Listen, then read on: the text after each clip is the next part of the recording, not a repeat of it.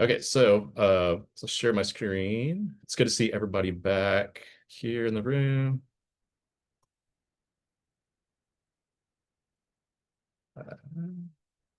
All right, let's get this rolling.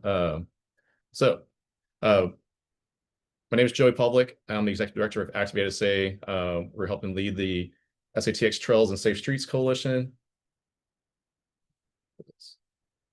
And a few things, talk about the objectives for the meeting, introductions, backgrounds, and more info on, what is this coalition?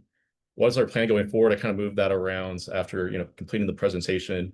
And then just to kind of set the playing field, since, a lot of us were meeting during the Complete Streets Coalition, and a lot of things have happened since we had last met in September 2024 and as a coalition. And so I want to kind of, again, set the playing field. What's going on since these policies and plans have been adopted?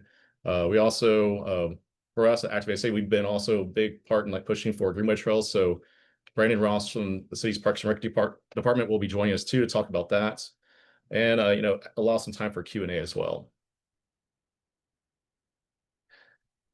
And so we'd love to, again, for this coalition to, build those relationships within our community and camaraderie with each other.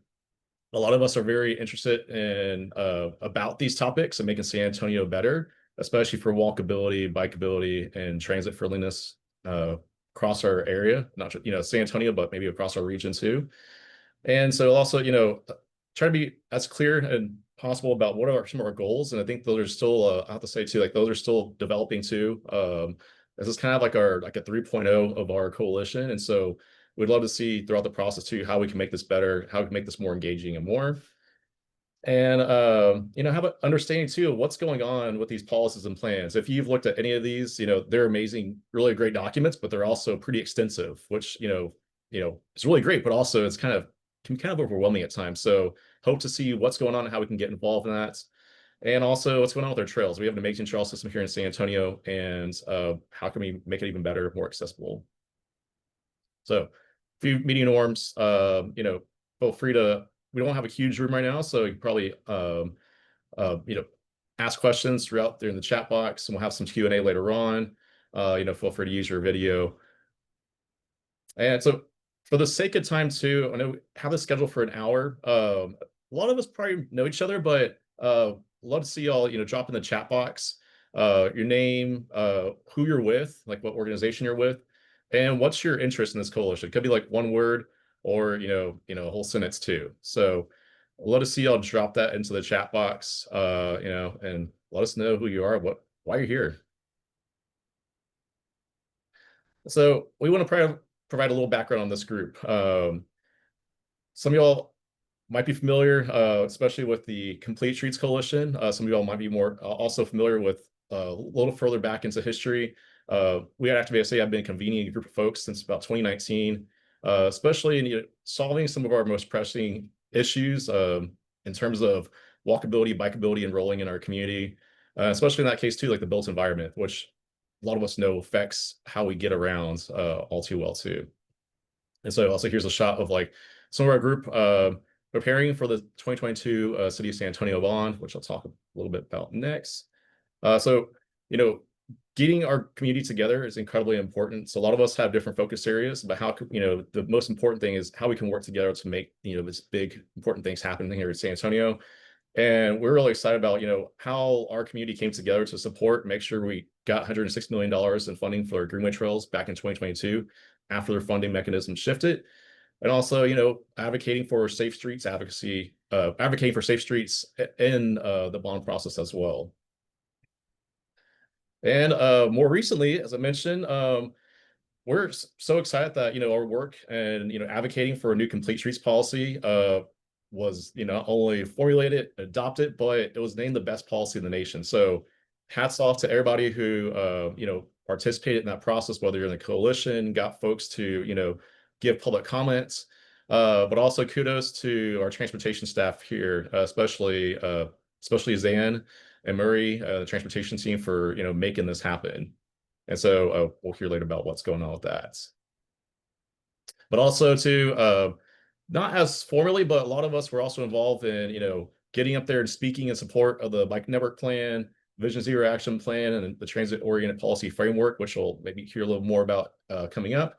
But again, big purpose of this coalition is how can we support these efforts and, again, create new protected, comfortable bike lanes, better sidewalks, more street trees on our streets, and more. So just a little, highlight a little few things before we hand it off to Murray and the transportation team. I also want to give a shout out too for the San Antonio Area Foundation. They recently got a grant to support some of our efforts in terms of coalition building and community engagement. So want to give out shout out to them for their support. Super thankful for them.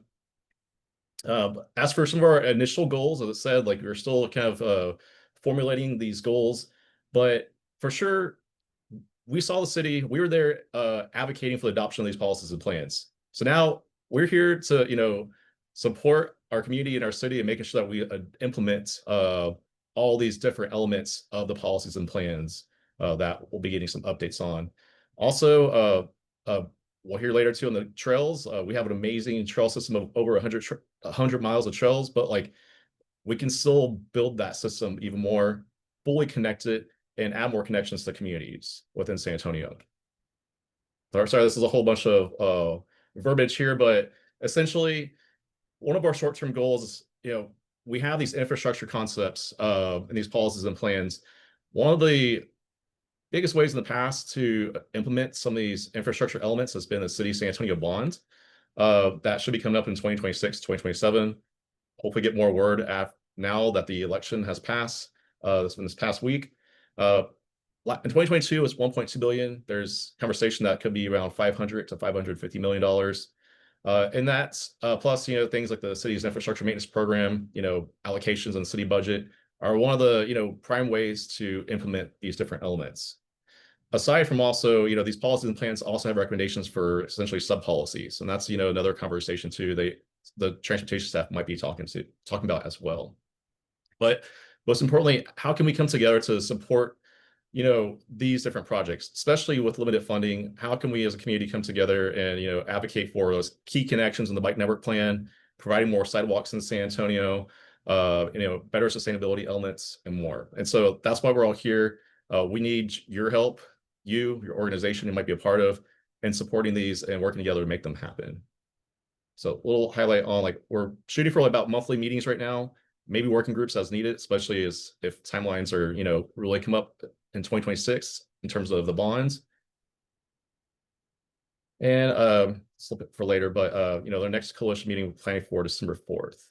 But now, just for time's sake, I'd like to pass it to our transportation team to share information about what they have going on. They've been in a busy team over the past couple of years, getting all these policies and plans together, getting them. Oh, and also, sorry, Isaac here from transportation, big part of these policies and plans too. Sorry, Isaac, I missed you earlier. But yeah, Murray, are you? Hey, Joey. Yeah, thanks. Yeah, we have most of the team here. I was joking with Joe, if y'all know Joe, that we should probably put together some production and have a video clip for y'all, something with heavy theme music that says previously on transportation, and then we kind of cover the policies and plans, but apparently we don't have the budget for that. So instead we have PowerPoint slides, which I think are still great. And yeah, thanks again for all of your support to get the plans and policies passed. But as we said, last year, now is really the tough work. Implementing is much harder than putting together a plan. So I'm going to provide you the updates and opportunities to get engaged and further support these projects. So I think we're going to kick it off with Zan and Complete Streets. Yeah. Hi, everyone. Zan Marshall here. I'm a senior transportation planner for the city of San Antonio. And I'm setting up the slides here.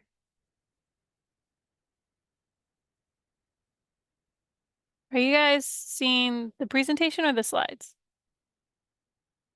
Okay, 1 second. Let me make sure I share the right screen with you guys. Okay, is that a little cleaner? Full view of the slides? Awesome. Yeah, so I'll go ahead and get started. I'll share complete streets and then I'll hand it off for our other projects. Just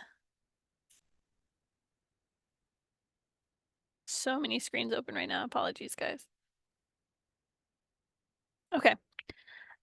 So just to make sure we're all on the same page about what complete streets is, our focus here in San Antonio is making sure that all our streets are safer and more accessible for all users, that they accommodate all modes of travel, and that we always keep context and flexibility in mind when we're designing for these modes and all these user types. And so, as you heard, we did update the policy last year. We had a 2011 policy that was very aspirational. And during the update process, we worked with a lot of stakeholder groups, some of you in this room with us today, to make sure that we're meeting national best practice, right? So as updating requirements, prioritizing coordination and design updates. And that really led to the policy getting adopted with the overall goals of improving and increasing pedestrian, bicycle, and transit facilities to support a more multimodal network here in San Antonio. And how we're planning to do that is integrating complete streets into all of our projects, coordinating internally and externally to improve the street network, and prioritizing projects that introduce complete streets elements. And so, the way that we're doing that, our goals, right, that we came up with that are part of the table of tasks to be completed, right, in the policy include updating policy and code such as Unified Development Code, creating a design guidance manual, updating our complete streets checklist, working on project prioritization tools for projects that focus on network connectivity and safety, introducing new strategies like quick builds, education, both for external community focused education as well as for internal staff education. And then also creating a policy oversight through an oversight commission. And so those were all tasks that we put forward in the policy. And just to give you guys an idea of how we're currently working on and meeting those goals. We are currently working on the design guidance manual. It's supposed to be an easy to use tool so that someone can look at a street, figure out what that typology is, and go to the page with that typology for recommendations. We're also working with the sustainability department on a project prioritization tool for bond projects and other larger projects. So integrating in with that work and collaborating with them. The Multimodal Transportation Commission is getting finalized soon. I'll let Murray touch on that a little later. And then we've also had a complete streets workshop that focused primarily on city staff education, but also included some stakeholder continued education on complete streets as well. So those are some ways that we're activating and trying to reach the goals of our new complete streets policy. As I mentioned, we are currently working on the design guide. And so we've just finished our second round of stakeholder engagement for the design guide, where we focused on street elements and typologies as well as street zones. I think a lot of you are already stakeholders or part of organizations that are stakeholders right now, but if you've not been connected, you can reach out to me. This is also a QR code to our SA Speak Up page. And so that's kind of where we're at with complete streets. I'll go ahead and pass it off to Isaac to cover the bike network plan. All right. Thank you, Zan. And so for those who haven't seen the comment section yet, I'm Isaac Levy, the Senior Transportation Planner here at the City of San Antonio's Transportation Department. Again, I want to cover with you guys just a few updates that we've had with the bike network plan. I understand it's been a year since we last spoke on a few things, so kind of want to give you guys a refresher on the latest and greatest that we have for you guys. So on January 30th, 2025, City Council adopted the bike network plan almost unanimously. As part of the bike network plan, we have the following appendices, such as our existing conditions report, community engagement report, stakeholder engagement, bike facilities, recommended network, cost estimation, funding strategy, policy action, maintenance costs, and performance targets, health impact assessment, and implementation plan. I do implore that you guys do read the bike network plan to get a good gist of what things that are being recommended, how much things are going to, or how much we're believing things are going to cost 3 different facilities, what different facilities that we're recommending, and basically how this plan came together. Next slide. So as far as for the next implementation steps, as of right now in the transportation department, we are working towards the design and construction of different tier 1, easier to implement projects. The 4 different types of easier to implement projects that were identified through the bike network plan was bike boulevards along existing signalized local streets, bike lane upgrades with adjacent lane narrowing, buffered bike lane and safety upgrades to protected bike lanes, and bike lane to shared use path ramps at major intersections. Also, alongside of those different infrastructure projects, we also have different studies and individual projects that are currently taking place or have been completed, namely the Woodlawn Lake Bike Path Study, the McCullough Bike Lane Study, and currently the Camden Street Bike Lanes Project. For the Woodlawn Lake Bike Path Study, you can go down to the next slide just to kind of show. We'll kind of give you guys a view, basically, of what that basically takes place. So there are 3 distinct segments of around Woodlawn Lake. And by the way, this is at the behest of Council District 7 as well as through the Bike Network Plan. So Section A is along a South Josephine Tobin from one end of Cincinnati to the other end of Cincinnati. Segment B is from West French Place onto Woodlawn Avenue and then connecting to North Josephine Tobin. And then segment C is South Josephine Tobin from Cincinnati to West French Place, as well as North Josephine Tobin from Woodlawn to Cincinnati. And so to your right is kind of a view of what is to be expected from that particular facility around the lake. Also, too, there's looking to be traffic calming elements at the intersection of Elmendorf and West French Place, as well as taking bike lanes down Elmendorf and improving those as well. And so moving on to McCullough's bike lane study. This is so basically from there is a section from Coronet to Bassey Road. The overall goal is basically we want to have a continuous bike facility that would go from Crown Hill Park all the way through downtown, with one more gap to be addressed between Bassey and the railroad tracks right outside of Olmos Park. What we're recommending for this facility is a one-way raised bike facility, so one way on each side. And then as you're approaching 410, it would be a 2-way raised facility, basically from Rector to 410, and then going back to be one-way raised from 410 to Coronet. This facility would require a decent bit of changes in the right-of-way, such as taking a lane away, as well as to utility relocation. And of course, too, just a general addressing to sidewalks that are in the area, as well as the roadway condition.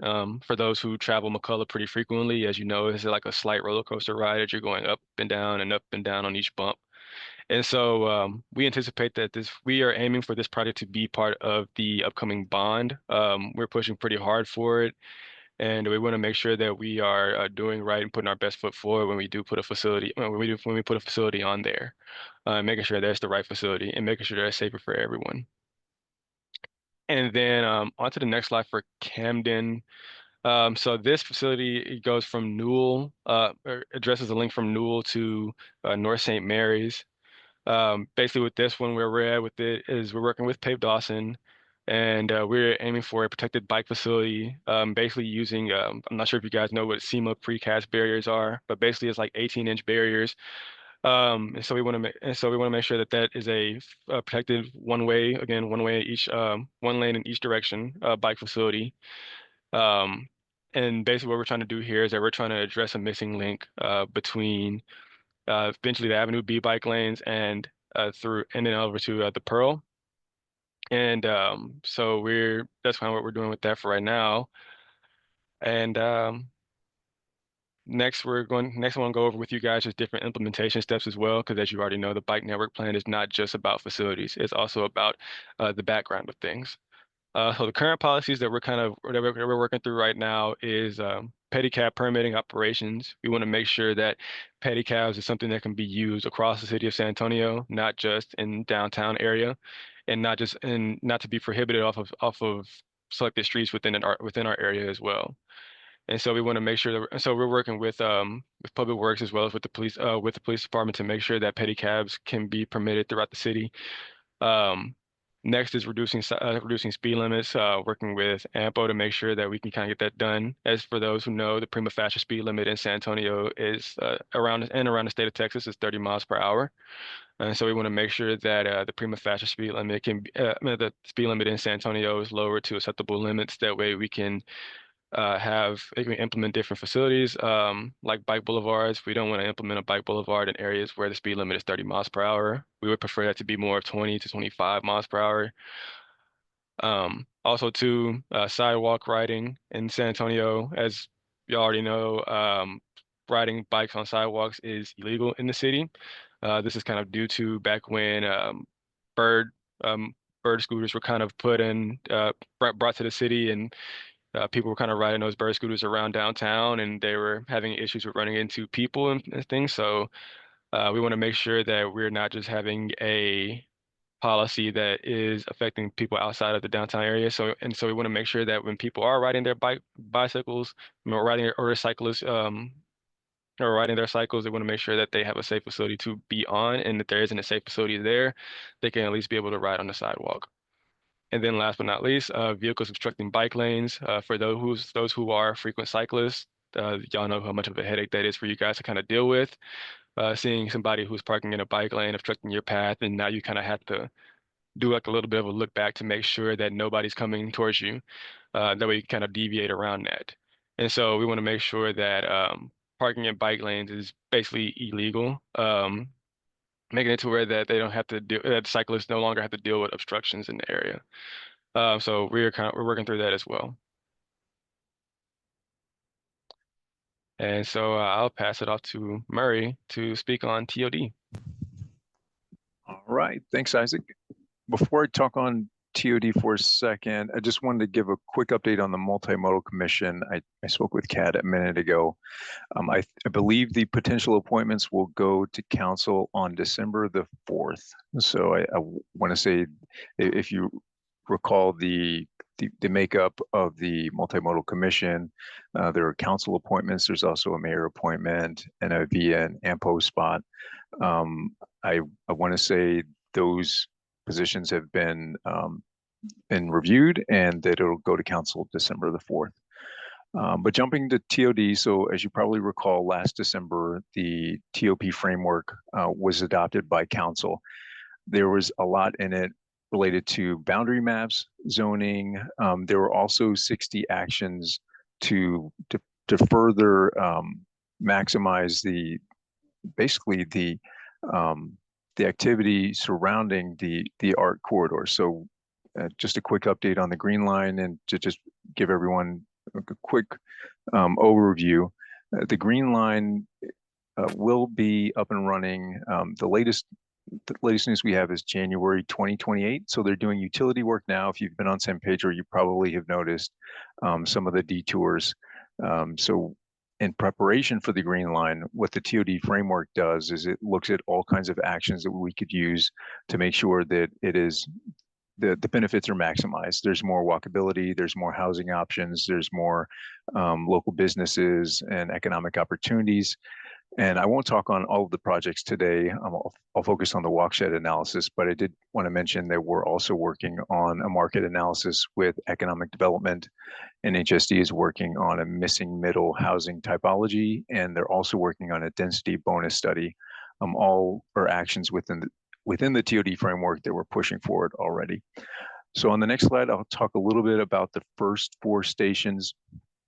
So for a watershed analysis, what we're really looking at is that half a mile within a bus station. How do we make it more walkable, and how do we provide more shade and trees? So we did an analysis, and you can see on the next slide, we looked at all types of data sets. And so David with RSNH, we gave him a call early on and said, hey, we're probably going to need some help on the watershed analysis. So maybe I should pass it to David, and for the next hour, we'll go through each of these 400 cells, just so everyone's aware of what went into the into the selection. But essentially, it was down to connectivity, safety, fair access, and environment. And based on those categories, where would the first couple of stations, where would those first few make the most impact? And we looked at it a variety of ways. Isaac, David, and Zan can tell you, we probably spent about a month or so on it, and it always came back to these 4 stations: North Star, Almost, Cypress, and Steve's. So those are the first 4 that we're working on in terms of a watershed analysis. On the next slide, I'll talk a little bit about the methodology. So one thing that David and team recommended was to score each of these street segments based on a PLTS, pedestrian level of traffic stress, going from a score from 1 to 5, 1 being comfortable, 5 being dangerous to traverse. And so based on how those segments were scored, it then told us where we need the projects, because the whole goal of a watershed analysis is to make the entire half mile or half mile as the crow flies as walkable as possible, but there's always going to be gaps based on obstructions, sidewalk gaps, and other things like that. So on the next slide, what you'll see is what the Steve Station area looks like now, because of some of the obstructions and what's going on with the walkability in that area. It's not completely walkable. So what tools will we need to really maximize that watershed? So we've looked at walking tools, crossing tools, and traffic calming tools. And within those 4 walksheds, North Star, Almost, Cypress, and Steve's, we have a list of potential projects to really maximize walkability around each of those stations. So that's what we're going to talk about at the open houses coming up next week. And on the following slide, you'll see we have a variety of open houses scheduled, 1 around each of those stations. So you'll be able to go in, look at the maps, see how that area has been scored based on the pedestrian level of traffic stress, and then what are the projects that would really maximize connectivity and walkability within those stations. So we definitely need to see everyone there. This is your opportunity to help kind of vote and prioritize which projects are most important, because after this phase is complete, we'll have funding for each of those stations for improvements. So we're probably looking at January for the study to be complete, and then we'll move to implementation for each of those 4 stations. I think currently there's about $1 million for each of those 4, which means that there's going to be some improvements around each of those. And what we really would like to know from the neighborhoods and the residents is which of those projects are most important to you. So that's why we'd love to see y'all at the open houses starting next week. And then I'll jump to the Silver Line. So really quickly, the Silver Line is about 2 years behind the Green Line in terms of construction and when it'll be up and running. We've started the Silver Line Station Area Plan, and what we're going to try to do is make it more bite-sized and easy to absorb versus some of the other plans you've seen. So it's going to be more like a station area profile. You'll see the images on the right. That's from the S8 Corridor Strategic Framework. That's probably been produced 10 years ago now, but it provided a great template for how you can easily go through the different stations and look at it in terms of the demographic analysis. What are the current market conditions? What is the housing assessment? And then what is the walkability improvements? So we're kind of repeating those same steps or studies for the Silver Line starting now. And then on the next slide, you'll see we are assembling stakeholder groups for the Silver Line, potentially to start meeting early 2026. There'll be a technical advisory group, a community stakeholder group, and a public-private stakeholder group. And I bring that up now in case anyone's interested in joining these stakeholder groups for the Silver Line Station Area Plan to let us know. And with that, I think that's all we have. I mean, of course, we have the Vision Zero Action Plan, but we'll save that for another time. We thought it's probably enough for today. So Joey, I'll pass it back to you if you want to open it up to any questions or move to parks. Yeah, appreciate it. And I guess maybe have a few minutes for questions. Does anybody have any burning questions right now to ask transportation? I know there's a whole bunch of stuff. Yeah, it's a bunch. I wrote down some questions, but we'll wait till the end. Okay. Awesome. Well, Brandon, are you ready to queue up? Yeah, hey, guys. Definitely. So I'll go ahead and share my screen, and I'm really just going to stick to kind of the big picture on greenways. Let me see if I can do that real quick. And if I can, while Brandon's pulling this up, I'll let Brandon say his official title, but Brandon's been a key part in making sure our implementing our city's Greenway trail system, the Howard W. Peak Greenway trail system in San Antonio. So he's been a key part in making this happen here locally. And so I'll let him talk a little bit more about what's going on, but wanted to give him that little brief introduction too. Yeah, thank you, Joey. All right, so where we are right now, just a little brief history is we had sales tax funding available to fund this program starting in 2000. There were 4 elections, each after a 5-year period. So we have election in 2000, 2005, 2010, 2015 that provided an increasing amount of money available for the Greenways program. That was replaced basically with bond funding and with some county funding. The county funding is temporary. It's $83.4 million that we're receiving from the county as a one-time kind of more or less backfilling of what used to be sales tax funds. So that is being implemented right now. That's a 10-year program, so it's a little bit longer. Then we also have the 2022 bond. We have $103.5 million that was appropriated to the Greenways in the 2022 bond. And so we're working essentially with 2 big pots of money right now, trying to finish design and go to construction with several more miles of trail. And I'll just kind of go through those real quick here. So give me one sec.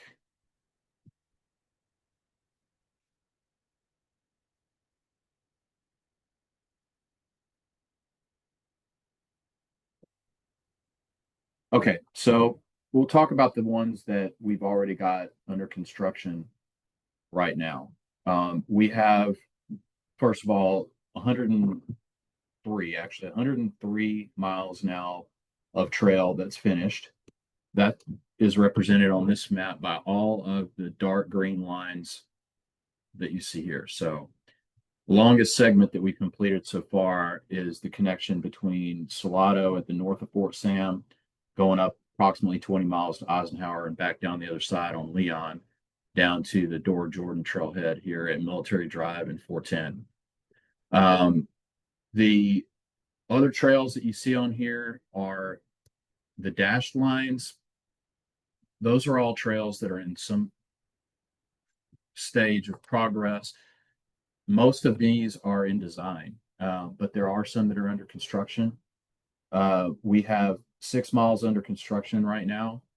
We have the West College link that's under construction that is more of a kind of a street type of facility. It's essentially a shared use path next to Memorial Street that connects St. Mary's University and Memorial High School with the Zarzamora Creek Greenway Trail system. We have the a new connection. You can't see it here because it's a mile long, but it's not quite a mile, about 3/4 of a mile long, but it doesn't really show up here because it's kind of a big scale map. But we're working on a connection to Rogers Ranch. There are a lot of neighborhood. There's about 4 different neighborhoods that are actually contained in Rogers Ranch. There's thousands of people that live up here. We're connecting them with the Salado Creek Greenway system. That's also under construction. We have 2 sections of Vital Creek Greenway that are under construction right now. One that's over here from Thousand Oaks to the Perrin Homestead, which is an old historic home that we're renovating. And then the next segment goes from Perrin Homestead over to LBJ Park. And there's an existing trail here that was built by Bitter Blue Development back, like in association with some of the stuff that their redevelopment that they're doing with the Longhorn Quarry and things of that nature that's over there at Thousand Hooks and Wurzbach Parkway.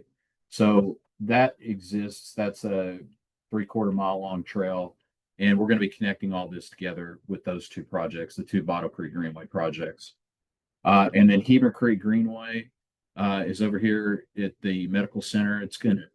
We're working with the city of Leon Valley to connect all of Heber Creek Greenway, including the medical center, up to the Leon Creek Greenway Trail system through the city of Leon Valley. They've got MPO money that they're trying to get, and we're using local funds for the pieces that are directly tied in with the medical center here. So phase one is actually from Floyd Curl down to Eckert Road. We're working on that now as well. And then we have two more that I'm hoping we're going to break ground on by the end of the year. That's Calaver Creek Greenway. That's the first segment of this piece over here that will ultimately tie in with Leon. That we're hoping to get started. That's another 1.8 miles. Get that done. Get that started by the end of the year. And Zarzamora Creek Greenway here, there's two phases, one county funded and one city funded. The county funded one, we're hoping to start construction by the end of the year. The city funded one, these are each 2.2 miles, so total of 4.4. The city piece, we're hoping to start after the first of the year. So that's a lot of trails that we're about to roll out. They kind of come in waves. We've been in design, and now we're about to start construction on a bunch of trails. We also have the Maverick Creek Greenway Trail that connects up with UTSA, the west side of UTSA's campus. That one's going to go to construction early next year. And then other ones all over the place that are in design. So that's what we have going on right now. We've got, like I said, 6 miles that's under construction. We have another 15 miles that we're anticipating will start either by the end of this year or by the end of next year. So, that's a lot of trails that we're building. And to the, I guess the tie-in with the transportation department is basically at the street level, right? So the bike network plan and all of the facilities that transportation department is steward over in terms of planning and execution are based in the right of way, essentially. What we're trying to do is bridge those gaps, trying to connect to wherever we can so that it's a more complete system. And I think that's probably everybody's goal here. Speaking now of the 2027 bond, or what may be the 2026 bond, we already know that the bond is probably not going to be as robust in terms of the big projects like we've done in the past. Like we had $103.5 million in 2022 bond for the Greenway Trails program. Depending on how things shake out with the timing of the election, the projects that are listed on the bond, it may be less money that is available. If that's the case, or if it is the case, if it's not the case, either way, we have to prioritize now to figure out, what we feel like our highest priorities are. And that's something I'm hoping to have more conversations with the transportation department about that, because we work cooperatively on these things. And we, as the staff, basically our role is to make recommendations to those bond committees. And that's what we'll be trying to do with the input, of course, from Activate SA and from other stakeholders. So this group included, of course. I know straight away of a couple projects that will be high priorities. The highest priority for the Parks Department right now, because of the need, the desire, the vision, the goal to connect all of these trails together in the circle, which we're all pressing for. The first priority for us is going to be to fund the construction of this Port San Antonio link that goes around Lackland Air Force Base. That one is already designed, and we are hoping to have it shovel ready for the next bond, whether that's 26 or 27. That's going to be the highest priority, and that's going to be an expensive project. That's probably going to be between 25 and $30 million. So that's going to be a lot of our effort, is that one. We also have other projects that will be high priority in terms of going from projects that are designed to projects that are in construction. We have projects that we're trying to make shovel ready right now, including a project on Vital Creek, a project on Heavener Creek, and a couple of others. So that being the case, we'll have to see, which of those are our very highest priority. And then coming to the conversations we've had with Activate SA, what I've heard loud and clear is the connection between the San Antonio River system and the Salado Creek is going to be really important. That's the connection basically from Lockwood Dinwiddie Park over to the Willow Springs Golf Course area, where it would tie in with the Salado Creek Greenway. And that Coliseum renovation may be a part of that. But anyway, that project would go down Sherman Street the way that it's designed. So that I know is going to be a high priority. And it may just be that, if it's not as robust a pot of money that we're working with, that maybe that's a design only project, or something like that, just so that we can move the ball in the right direction. Then the other one I know is the Spirit Reach. That would basically be a project that would connect Brackenridge Park to Almost Basin Park and be the beginning and probably most important piece of what Activate SA has always envisioned to be the flyway. And so those are a couple that I know are really important for this group. So with that, I'll just kind of back away and let you guys carry forward with any questions that you've got. Brandon, before we open up some more, I guess a couple of key updates here. Did you mention anything on Fort Sam? And also, Tina had asked similarly about connecting to the Arboretum. To the Arboretum? Yeah. So first, I guess Fort Sam update. Okay, so Fort Sam, we'll talk about Fort Sam first. Sam is on track, but we're now working partially with local funding, some remnants of the 2015 and 2010 sales tax that's funding that. But we also are working now with grant funding provided through the MPO. There are some logistical changes that are being made to the grant. We had a CMAQ grant, and we're changing that to a TA grant at the behest of the MPO because of essentially the balancing the grant money between CMAQ and TA. They felt like it would be good to move this project to a TA grant. That, and we're also asking for more money because it's been so long, costs have increased, and we need to backfill that funding. So we're asking for and have been awarded additional money, but now we have to go through the process of abandoning the old AFA and creating a new AFA under the TA grant. So that is a logistical move that is going to have to, it's going to take us a while to do that. We also have environmental that is about to start, and that environmental work has got to take place to check the NEPA boxes before we can go to construction. So that's also happening right now. The latest and greatest in terms of when we're going to break ground on that project is early to spring 2027. So I say that with a heavy heart, of course. I would love to have it start before that, but there's just a lot. The maneuvers that we have to do. Awesome. Thanks, Brandon. And I guess, before we open up some more questions, I guess I want to say too, back in, when we first started this conversation, Activate SA, like as a coalition in 2019, we didn't have, aside from the Greenway Trail System, we didn't have all these amazing plans and policies. Some of the policies and plans were super old at the time. So we're like, hey, let's get something up and going. And so I think we have an interesting point to start with here, especially as we advocate for projects on the bonds, all the different tiered projects from the Bike Network Plan, Vision Zero Action Plan, Transit Oriented Policy Framework, and I mentioned the Bike Network Plan.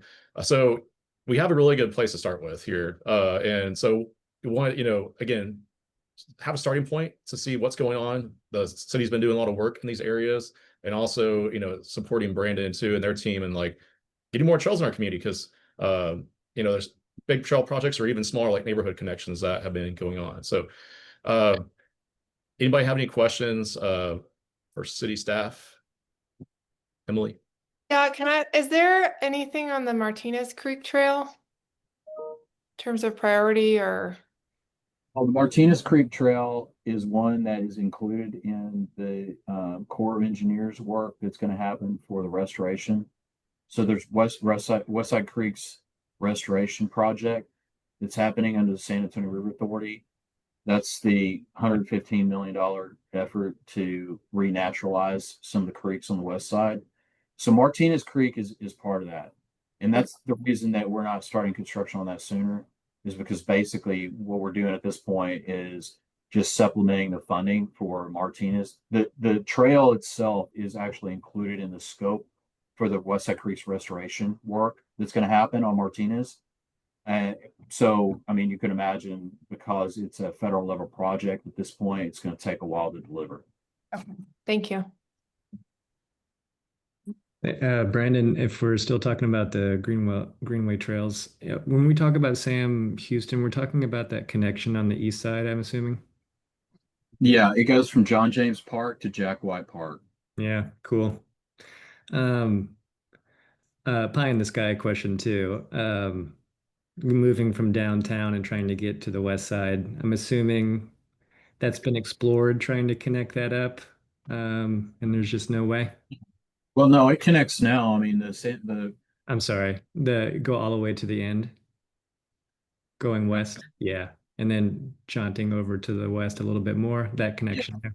Yes, that's part of it. The city applied for a RAISE grant to connect that along, I believe it was Ingram Road back in 2023. So it's been looked at and it's on our radar, and I would love for that to be included at some point in one of the, street-based shared use paths or, bike network build out. Yeah, cool. And then last one I had for you was the other day I was thinking about the Great Springs project, and I think maybe y'all just mentioned a connection between Incarnate Word and Almost Park area. But yeah, I'm thinking, as a cyclist moving from downtown or, hiking and trying to get onto what is going to be built for that Great Springs project. Is that on the radar at all? Yeah, it is. In fact, the Vital Creek piece up here is going to ultimately connect with Great Springs. Mud Creek is the other connection to Great Springs, and that's up here. So, we have those on the radar, and we're working with Great Springs on those vision plans. But what about the beginning from Incarnate Word? Yeah, same thing. It's Incarnate Word. That's the Spirit Reach I was mentioning. That's the piece that basically connects Brackenridge Park to Almost Basin Park. It goes through the University Incarnate Word. Yeah. Right, that one. Great. But what about, if I'm just looking at this map, you were pointing to those connections up in the northeast. Is there any future idea of how to get from Incarnate Word to those areas using any sort of bicycle network or anything? That's the flyway piece that Joey and them have been advocating for several years.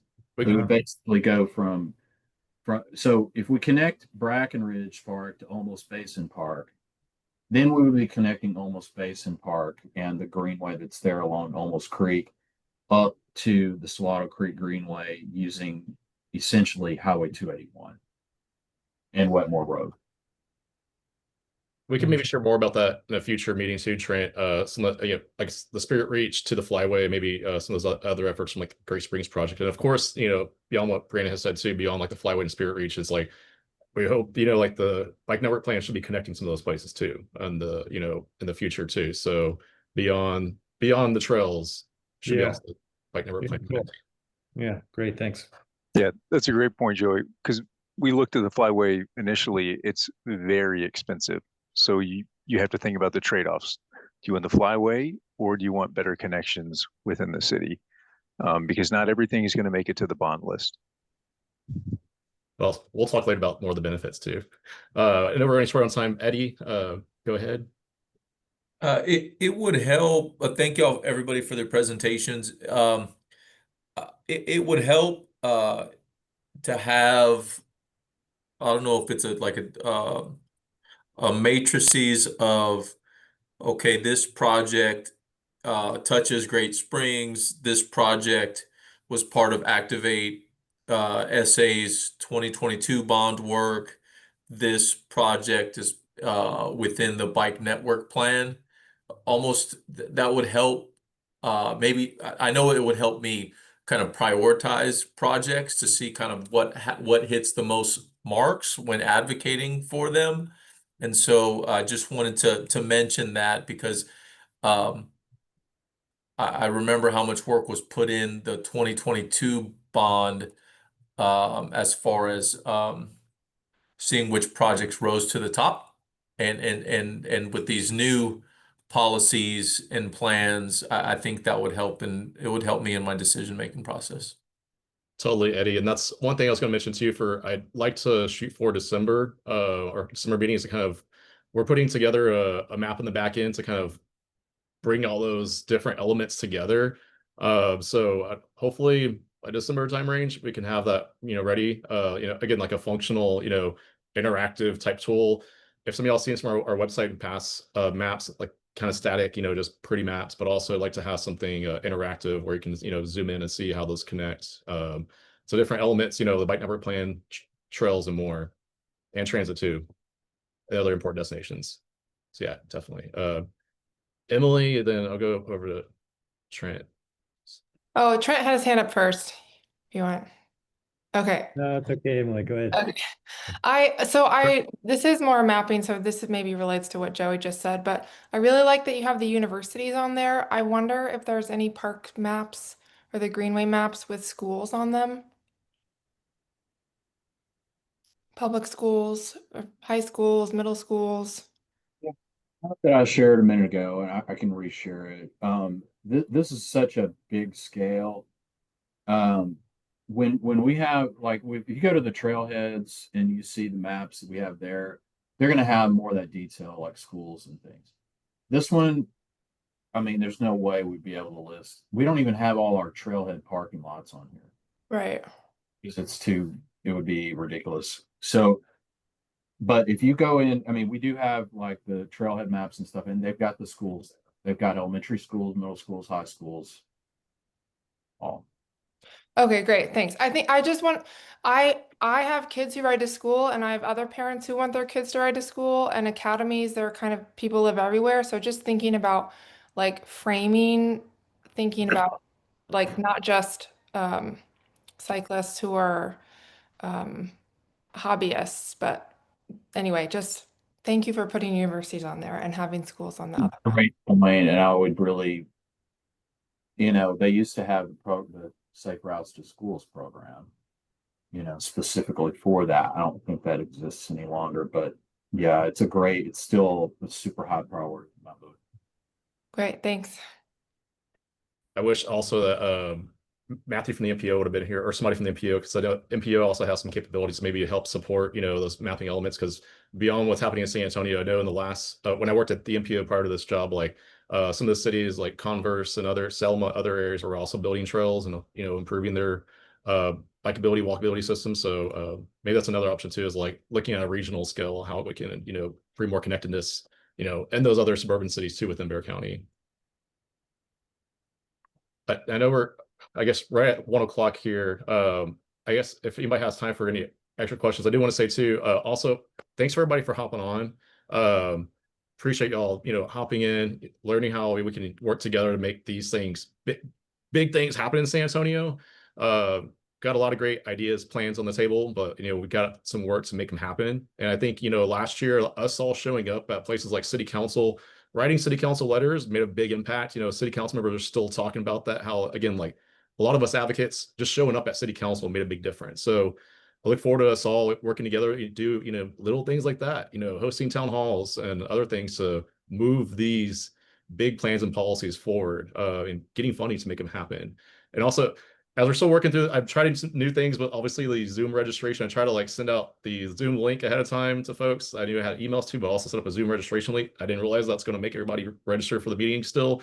My apologies. Still working with some of these technical systems.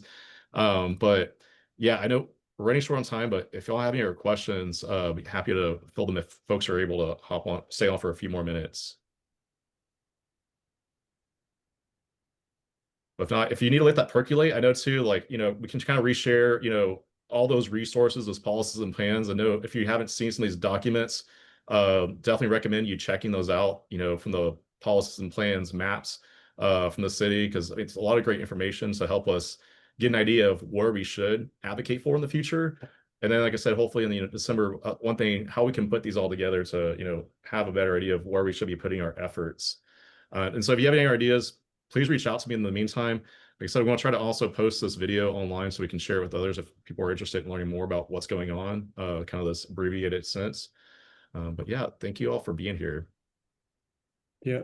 You don't mind if I ask my questions real quick? I don't mind putting in an email too, but I don't want people to wait longer than they need to. But Murray, I was thinking, kind of piggybacking on Emily's school emphasis for the analysis for the bus stops. I was curious if schools played any role in there. I was thinking, I anticipate, at least I hope, that there'll be a bunch of kids taking the buses to school, and just how safe it's going to be for them to walk to school without parents or without adults. Crossing San Pedro, for example, to go to Mark Twain or something like that. Yes, so I'll pass it to David if you want to clarify anything, but I'll just add quickly that we did look at key destinations in terms of which stations we selected first. So in the green line, there's 26 stations. We only had funding to start with 4. So as part of that analysis, we looked at key destinations. Schools was one of those. The analysis in terms of the street segments is really about scoring for safety. And I'll pass it to David if you want to kind of cover that quickly for Trent. Yeah, Trent, that's a great question. The idea behind this walkshed based network is to say which of these, small connections, crosswalks, new sidewalks grows the walkshed the most, connects the most people. So the location of a segment next to a school isn't directly taken into account in that process. That said, because so many schools in these station areas, you think about like Robert Greene in the Roosevelt area, which falls just barely into the Steve's walkshed that we're working with, because that has so much good connectivity already around it. It's got crosswalks at every corner. It's got sidewalks that surround the whole thing, whereas most of the neighborhood around it doesn't. Connections that get to that school end up getting higher priority because it connects to these already pretty good assets. So stuff on like Presa or on Highlands Ave that gets you to that school, or Grove ended up getting a higher rating. But no, schools weren't directly taken into account. And unfortunately, Mark Twain is not in one of our study areas, but that would be a great area to improve. Yeah, I thought about it because it's on San Pedro, so hopefully a bunch of kiddos will be taking it to school. Real quick for Isaac, I think when I was seeing the presentation, the thing that kind of stood out to me was that we're still doing studies. I'm kind of confused by that. I thought the bicycle plan and its implementation plan would get us towards, building as opposed to doing more studies. Yeah, so the purpose of the feasibility studies, because there are some sections that, because we're going to focus on tier 1 facilities. Obviously, those are the ones that are the most feasible, don't really have as many hurdles, don't really have any hurdles really to jump through. But the studies is more for like ones that are kind of outside of that tier 1 area, and is the ones that kind of need a little bit more flesh through as far as how feasible it is to be built through. McCullough obviously is one because it doesn't, the section that we're working through doesn't have a bike facility and has other issues. And so we want to make sure what all needs to be done on that roadway, and to make sure that we're kind of crossing our T's and dotting our I's and doing what we need to do to build a good facility. As for Woodlawn Lake, Again, that was kind of just evaluating the different options as far as like what the public would be more apt to accepting, whether it would be a a cast in place curb, or whether it'd be the armadillos and flex post kind of deal. So that's kind of where those studies come from. And there, and like I mentioned before during the presentation too, there is different areas where it's not. There's areas where there isn't really a study that's happening with it. For example, Camden is not a study area. Instead, that's just straight up project. So. All right, cool. Yeah, a small question. McCullough, any reason why that doesn't extend into downtown? So really long road. I mean, from a project standpoint, it is like project wise, it does extend to it. But as far as why that study does, not not sure why, because there's a gap between Bassey and Olmos Creek, and for some reason that part was not part of that study limits. Um, but but for some reason that was the only one that we actually studied. As to why that was not included, I'm not exactly sure. Cool. All right. And then Zan, I think you made brief mention about quick builds. That seems to be something that is really missing for testing out ideas with the city. Where are we at with quick builds? Yeah, so Isaac's actually leading our quick build programming.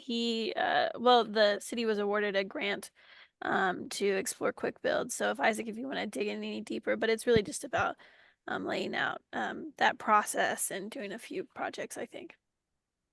Right. So as part of the effort with the bike network plan, we applied for a Safe Streets for All grant with the Federal Highway Administration, and we were awarded that grant. It was for 650,000. 520 of it's coming from feds, and then 130 match coming from the city. We are still, I mean, we are working with the Federal Highway Administration as of right now through the grant agreement. Um, we're hoping that we can kind of get things done by the beginning of 2020, get that grant agreement done by the beginning of 2026. That way we can move forward with starting to have a preliminary quick build guide. Also, also as part of that grant is that it's also a planning and demonstration grant. So as part of creating a quick build guide, we also have 5 demonstration projects planned with that grant. Those demonstration projects have not been fleshed out just yet, but as part of creating the preliminary quick build guide, we will go through figuring out where those 5 demonstration project locations will be and what they will be. And just to add on, there's no team right now that exists to do quick builds. You have Public Works and you have Capital Design, and that's part of what we'll get from the quick build guide is, okay, what type of team do we need? Do we need 5 people focused on this at all times? Do we need 10? And what level of funding do we need? And when that comes back from the guide, then we'll definitely need some support at the council level to kind of push for this new team. And I will add, I have a oh, sorry, go ahead, question. Trent. Oh no, yeah, no, great point. I mean, I think too because we're pushing in D1 too, some sort of mechanism that allows from bottom up motivation. You know, the citizens that are saying, "Hey, a kid just got run over by a car at this intersection. I'm motivated. I want to do something here." You know, where we can fit in and where you can harness the energy from the populace to get quick builds going. Not just from top down from y'all, you guys picking the projects or saying that you think it needs to be here, but harnessing, the folks that really want it bad and want to start something. Yeah, 100% agree with Trent. This is Yamini, by the way. This question related to what was just said. So are we from like a top-down level unable to do quick builds until there's staff allocated specifically for it? Because from my perspective, like say some of the like flexi post bike lanes, right? Like that is quick build apart from like the paint, right? So like can we still deploy flexi posts without having like specific staff focused on quick builds? So And yeah, can we be more creative with that? so across the organization, there's really 3 departments now that would work on various projects: transportation, capital design, and public works. So right now, there is no dedicated quick build team if you were to say go right now. If there's an emergency and all three of those departments are told go right now, to be honest, it's a bit of a scramble to coordinate between those three departments. And then they try to figure out, okay, how quickly can we get this on the ground? And then what can we use? The point of the quick build design or the guide is to say, okay, now this is how the coordinated approach will work. This is how the funding would be allocated. And this is how many people would be dedicated to it so that it's not a bit chaotic. Because yeah, when those requests come, and they come quite often, it's okay, who's responsible for it? Who has the budget right now? Maybe they don't have the budget. It's the following year. And so it's a piecemeal approach right now, which isn't best practice. And so Isaac and team has spent a lot of time talking with all the other cities to find out how they do it. And it's a dedicated team that's focused on it at all times. And they have a suite of materials they can pull from to implement quickly.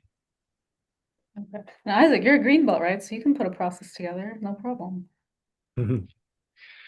No, yeah, we're with you on that. I mean, we've spoken with quite a few cities, Columbus, San Diego, Orlando. Orlando being the one that we would like to mirror. They pretty much have like a whole selection of different types of quick builds, from your pilot projects to your demonstration projects to rapid build projects, and then of course your capital projects. So we would like to have a suite of that. And then on top of that too, I mean, like as Trent mentioned before, we aim for this to be something that's community driven, not so much just completely driven by us. We figured that obviously with you guys being the boots on the ground and seeing these things in real action in real time around the city, that you guys kind of be the guidance for us on that one. Okay, one last question. So since there's work in progress to make a quick build process, right? Would it make sense for us to advocate for quick build projects with the next bond cycle, or will that not be ready yet and we should wait for the following cycle? I'm just trying to understand, like, are these aligning together at the right time or not quite? So unfortunately, so from the time that we had the preliminary quick build guide to the time that we have the final quick build guide and all the demonstration projects have been done and whatnot, it's kind of like I want to say like it's a 30-month span, because it's a year to make the quick build, preliminary quick build guide, and then you have your demonstration timeline, and then we finalize everything. So to answer your question, in this bond, I think it would probably be best if we advocate for permanent projects, and then in the meantime, advocate for funding for quick builds, constant funding for quick builds. Okay, this is super helpful. Thank you. Mm-hmm. Because one of the things that we've also engaged in conversations with is making sure that we can, like our departments internally, like Murray said, can go out and construct those quick builds. Not that we have to go out and procure a contractor to go out and do it, because that adds more time. That kind of makes it to where it's not so quick.